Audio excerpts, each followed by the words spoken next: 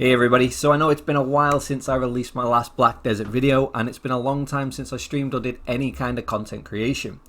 Now, the most recent news with Black Desert releasing seasoned servers on the PC really piqued my interest.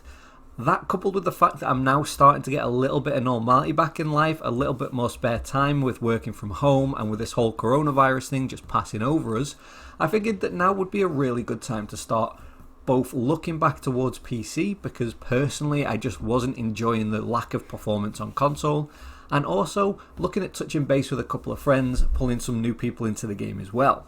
And season servers being announced is a fantastic chance for me to do this. So rather than returning to my old account, myself and Mike have started new accounts and we're prepping for the season servers.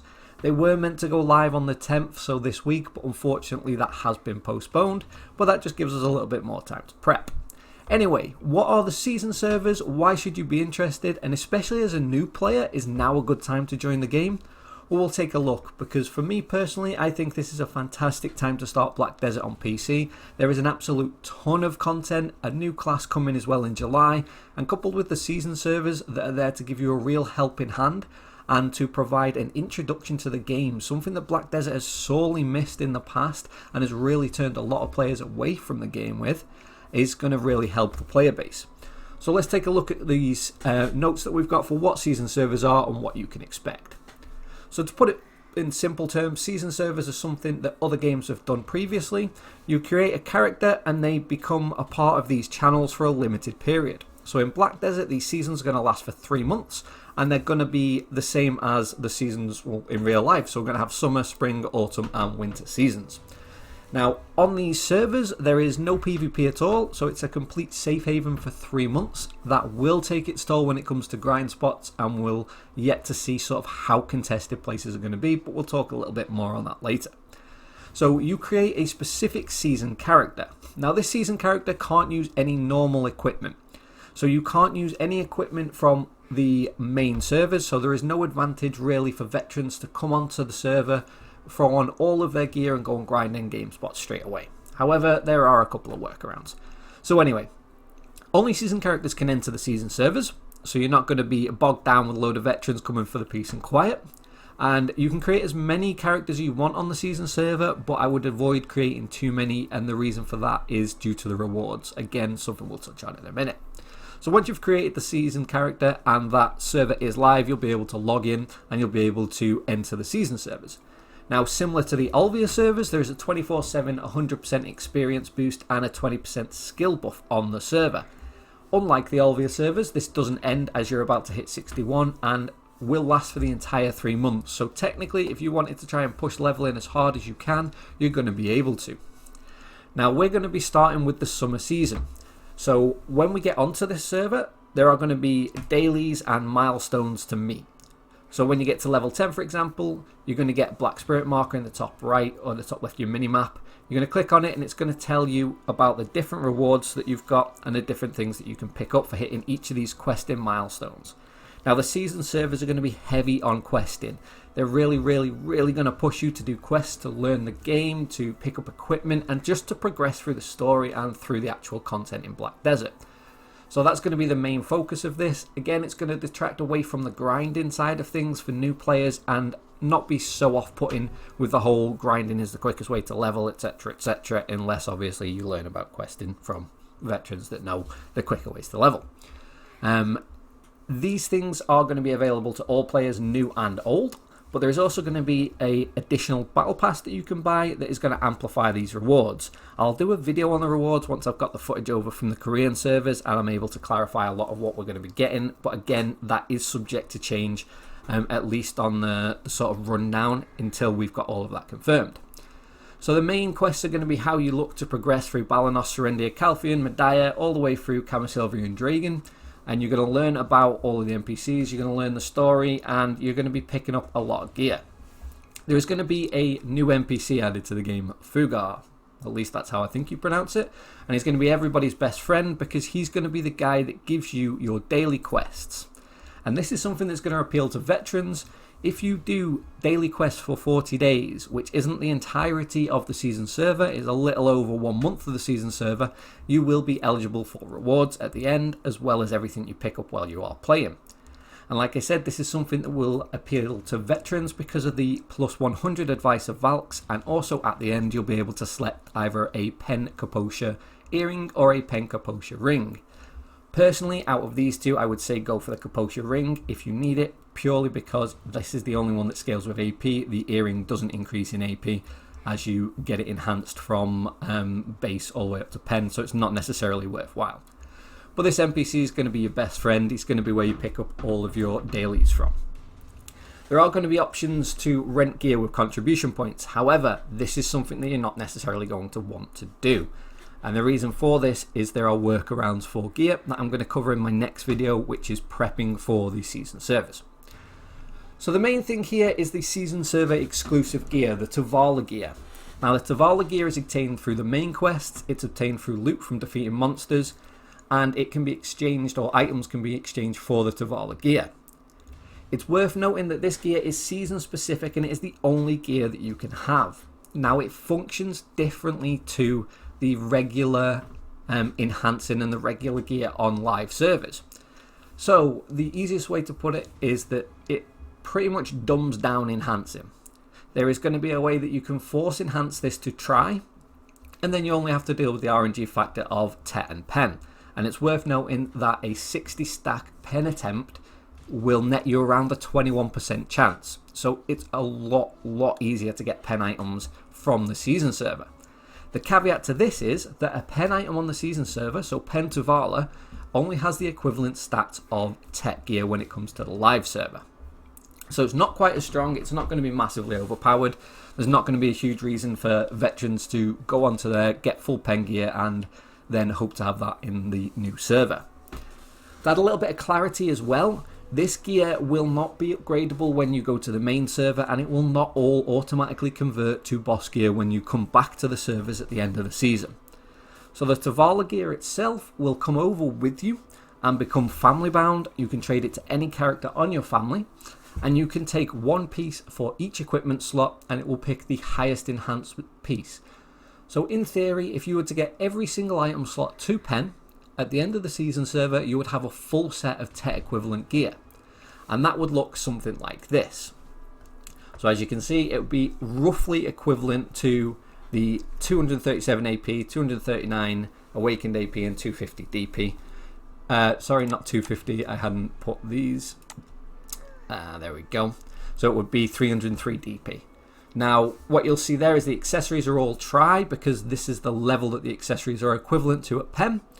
And I put a Ceres necklace in because chances are it's going to be equivalent to that rather than an ogre ring. And you're going to have the Pen Kaposha, but that's something that you can factor in. That's what you can expect from putting your time into this server. Now that's more appealing to a new player. Most veterans can hit that level of gear relatively quickly. I'm having no issues gearing up. It's something that I've done very many times, so as you can imagine it's quite quick progression. But for brand new players completely new to the game, to be able to, after 3 months, have, in theory, if they were to put in a lot of effort and time, like you'd expect from a BDO player, sort of equivalent to full Tet gear, that's a fantastic start to the game. Now, there is a downside to everything. Although this Tavala gear is going to be the equivalent of Tet, when you get onto the main servers and it transfers over to family bound gear, it can no longer be enhanced. So you will eventually have to look at pushing enhancement to Tet and Pen yourself on the live servers with actual gear. And that's where it can be a little bit of a harsh reality for new players. They've been treated to the season server exclusives and how much easier it is to enhance on these servers, and then all of a sudden they're thrown into the big bad world of backwards progression on BDO. The plus side though is that if you've got your Tavala gear and you've managed to enhance it all to Pen, or even if you've managed to enhance most of it to Tet, which is relatively simple thanks to forced enhancing up to try, then you've got backup gear. There's something to fall back on. You don't need to worry about backwards progressing too far. And if you take things slowly, put the time in, it's not going to be an issue for new players or veterans alike. Now there are some other things to note. They go into detail, things like awakening in succession at level 56. As always, you'll get access to your awakening and also access to your succession, and you can decide if you want to play with that or not. The rest of these notes are purely about things like the time-filled blackstones, refined magical blackstones, and Tuvala ore. These are the ways that you're going to be enhancing your gear. So, time-filled Blackstones are the equivalent of your regular Blackstones. You can use them to enhance your Tavalla gear, but also you can use them to turn into Advice of Valks, which is going to make enhancing easier. You're not going to need to worry about fail stacking as much, because they're just going to throw this stuff at you, providing that you farm enough. So that's pretty solid there. Now, the refined magical Blackstones are the interesting ones. They're similar to the Blackstones that we get on the live servers, but they only go up to plus 15. Now, the refined magical Blackstones will allow you to enhance up to try, guaranteed with a durability loss rather than anything else.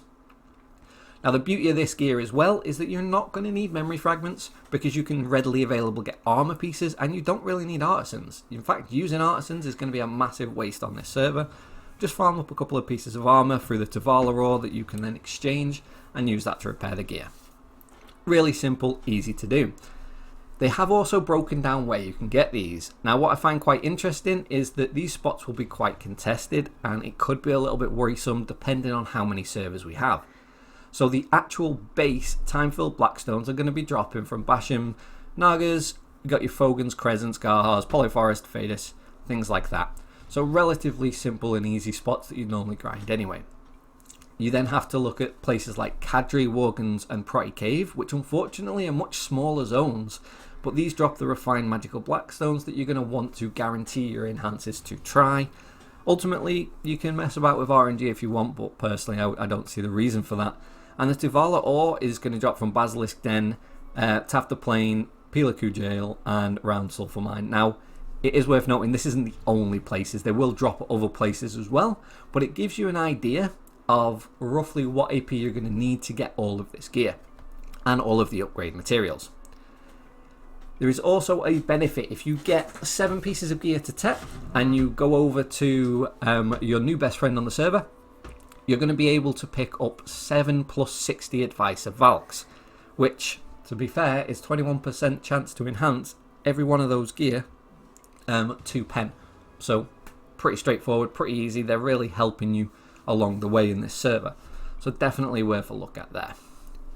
Then graduation is where it all kicks off. After 3 months, the journey is going to come to an end. The summer season ends and we move all of the season characters across to the main servers or the main channels, and you get thrown into that big bad world of open PvP, Arsha servers, grind spot contesting, and just general madness that is BDO. With a little bit of luck and a lot of effort, you will also be looking at joining these servers with around 230 to 240 AP, over 300 DP, and in a very good spot when it comes to contesting grind spots. Yes, you're going to get one shot by the big bad geared people, but at the same time you're going to be able to hold your own against a lot of the player base. Now, there are some benefits here, one of which is the fact that the gear converts to regular server gear. So the Tavalla still remains Tavalla gear. It can't be enhanced any further, but it downgrades 1 level and you get to keep that, and it's family bound. And as I said, you get 1 piece per slot and only for 1 character. So you can effectively have a full armor and full weapon set. And they are equivalent of Gaef, Dimtree, Beggs, Muskins, your Zarka, Kutum and Dandy. So they are decent equivalents and they're worth having. There is a extra little benefit and you get the graduation gift box. Now this includes the graduation certificate, the cat, the emoji and the gift box, or a second gift box itself. Now Fugar has a special gift, so if you've done those 100 daily quests from Fugar every day or at least for 40 days throughout this 3-month period, you're going to get an Advice of Valks plus 100, and you're also going to get the Penkaposha earring or ring, which is another really good piece of gear to have when it comes to the live servers. This is something that will appeal to sort of mid-tier players that are currently progressing through their boss gear. Now, what you can do is one of these pieces of Tavalla you can turn into an actual boss armor piece or weapon on the live servers. It can't be sold, but it can then be upgraded further. So for example, if you decided you wanted to get your weapon to pen, once you went to the live servers, that pen would downgrade to a Tet Tavalla weapon, so a Tet Tavalla amulet, for example, on a sorceress. You could then use the exchange coupon and turn that into a Tet Zarka amulet, which could then be upgraded but never sold on the central marketplace. So in theory, you could be in a very solid spot where you've got a tech weapon that can be upgraded to pen in the future, or you could use it to fill one of your boss armor slots. If you're missing that dim tree, which everybody's always missing, then you can use that for your family on the live servers as well. So there is an incentive there for new and returning players, as well as veteran players that may not necessarily already be past this gearing. So that's a little bit of the information there. I did try and run down that as quick as I could. There are tons of videos that cover the servers. What I'm looking to do in the next video though is go over some of the details on how we're prepping for this. And like I said at the start, there are some workarounds. So although your character can't equip any of the main armor pieces and accessories from the main servers, what they can do is use quest items. So this includes the enhanceable quest accessories you get for doing Valencia, Camasilvia and Dragon. It also includes the Black Abyssal weapon that you can now upgrade through the quest chain as well to a better version of that. So there are workarounds for this to be in a very good spot when it comes to your AP. And it's also worth noting that there is going to be ways that you can help speed up the quest grind as well by getting knowledge and things on an account. If you already have an account, but you're maybe not playing as actively as you would like to and you're waiting for the season servers, there are reasons to put in a little bit of effort now and get things ready. That's what we're doing at least. And if you're a veteran, then you're already in a really solid spot. It's worth noting as well that you can have access to your storage. So you have access to all of your money and access to your workers and all that fun stuff, so you can still carry on your day-to-day life skilling. You're going to have access to your experience scrolls. So you're going to be able to level up quicker because you've got your experience scrolls. You've got your item drop scrolls. You're going to have access to everything else, like your Pearl Shop tent. You're going to have access to your pets. You're going to be able to use all of these things, and it's going to make life a whole lot easier when it comes to playing on the season server. So there's quite a bit of information that I'm going to go over on the next one. That next video is going to cover what you should be looking to get ready for this if you're looking to play the season server and get the most out of it. And hopefully I'll see a couple of you guys there. There's also going to be an announcement about a guild that we're setting up on EU. It's nothing spectacular. We're not going hardcore. We're not looking to be the best guild in the world. We're just looking for some genuinely good players that want the social side of the game. Group content is coming in droves to this game, so we're definitely looking for more people to play with and enjoy the game with. There's a couple of real life friends that I've invited to the game that are going to be joining me, and it'll be great to have a lot more of the community there. So the Discord's going to be opened up again to the YouTube channel and to the community here. I'm going to be streaming regularly. So for all of those updates, guys, if you haven't already, hit that subscribe button, and we'll catch you in the next one.